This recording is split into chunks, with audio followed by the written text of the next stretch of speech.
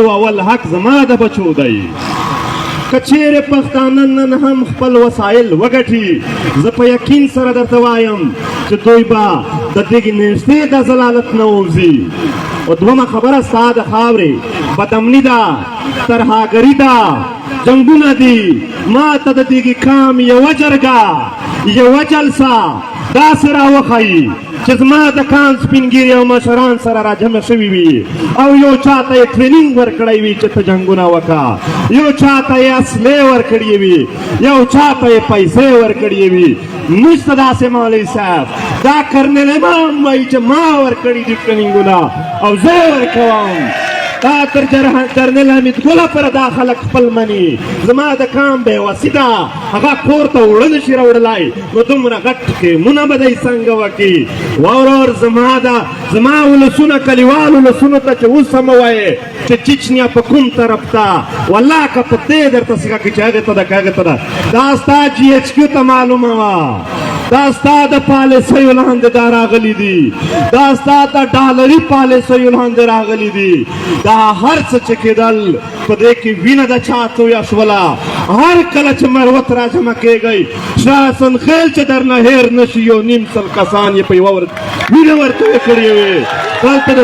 دلته د پښتنو ډېرې وینې تویې شولې، ول په ول یې په وینو کې د سپینګیریو پګړې پرتې وې. زه وروڼو هغه ورځ در یاده کوي چې د پېښور په مینا بازار کې د پښتنو خویندو لوڅ لوڅ جسمونه ټوکړې پراته وو په دې دماکو کې. د شرم خبره ده، دلته په سلګونو سړي خو پرېږده، ماشومان ووژل شول، کورونه ړنګ شول، تباهۍ وشولې، بربادۍ وشولې. موږ په داسې حالاتو کې ذمهوار هم زموږ په کور خلک راننوځي چې ته یې زه څنګه یم؟ زما دا وس کله و، زه دا وس لرم نه چې دا وکړم، زه دا فکر نه لرم، دا زما مفادات نه دي. په جنګ کې زما کوم مفاد دی؟ په امن کې زما د خاورې مفاد دی. چې امن وي زه به جومات ته تللی شم، چې امن وي زه به سکول ته تللی شم، چې امن وي زه به کاروبار کولی شم، چې امن وي زه به روزګار کولی شم، زما سکول مدرسه به بحال وي، چې امن وي زما به جرګې وي، چې امن وي زما به د اختر خوښي وي. ورور په امن کې زما مفادات دي، په امن کې ما ته څوک یعنې خپل ژوند مې تېرېږي. جنګ زما د خاورې مفاد نه دی، په جنګ کې زما د خاورې نقصان دی. په جنګ کې ډالر ما ته نه میلاویږي، په جنګ کې ستا ګټې دي. په آسټرالیا کې د جزیرې پې واخیستلې، ځان ته د پاپا جونز پې جوړ کړل. هر جرنیل د چې ریټایرډ کېږي په عربونه ډالر د ځان سره وړي. نن وښایه عربونه ډالر یې له کومه راوړي وو. دلته خو عامو ولسونو ته تا چیک پوسټ جوړ کړی دی، د یو ویښته تلاشي یې کوئ. تلاشي د باجوه وکړه چې څومره ډالر یې د ځان سره یوړل. نو لہذا دا دهشتګردي او نیستي د دغې حل څه دی؟ د دغې حل مزاحمت دی. که ته په امریکا یقین لرې، که ته په اقوام متحده یقین لرې، که ته د دنیا په بل ملک یقین لرې، او که ته د دغې ملک په جرنیلانو او واکدارانو یقین لرې، وباسه دا هیلې د خپل ځانه، وپښتونه، ومروته او د پښتنو ټولو کامونو د خپل مټونو ته مخه کوئ. په خپل مټ د خپل وطن وګټه، په خپل زور د خپل وطن وګټه. د خپل مټ نه پورته هیڅ ضمانت نشته دی ستا. د پردیو پالیسۍ دلته په جنګ کې یې ګټې دي. ستا مفادات په جنګ کې نشته دی. د خپلې خاورې د امن دپاره به په خپل مټ زور کوې. ته چې راټول شې، ته چې مزاحمت شروع کړې، زه رښتیا درته وایم چې هېڅکله تا څوک نه شي خوارولی. هسې تپوس کومه مشرانو چې 5 لکه پښتانه نن راجمع شي، د تربیلې ډیم کارونه پرې کړي چې یوه یو نټ په نه کم در چې زما د خاورې بجلي نه وي پوره، بیا به یې دی رانه وګټي. که د لکي مروت او د کرک د ګیس پیپونه یاسې وغورځوو چې که څوک فیکلي په پنجاب کې جوړول غواړي، زما د وطن ګیس دی دلته دی جوړه کړي، بیا به ستا د وطن بچي د پارکونو مخکې په 100 روپۍ بوټونه پالش کړي. ستا د خاورې او په دې خاوره باندې دلته ډرامې شروع دي.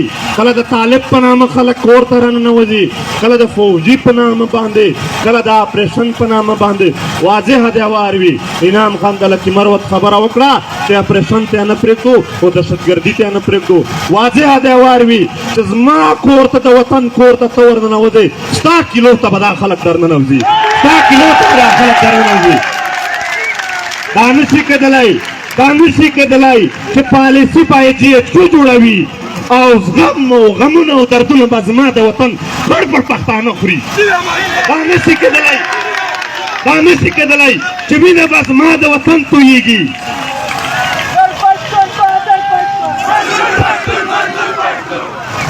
دا نشي کېدلی چې وینه به زما د وطن تویېږي. دلته به زما د وطن کونډې وي. اندازه نشي کولی دلته دوی چې یوه خور کونډه شي. ته خو وولې د پولیس والا ځوانان، ته خو وولې دلته نور ځوانان مشران. د دې وطن د کونډو حال بیا چا وکړو؟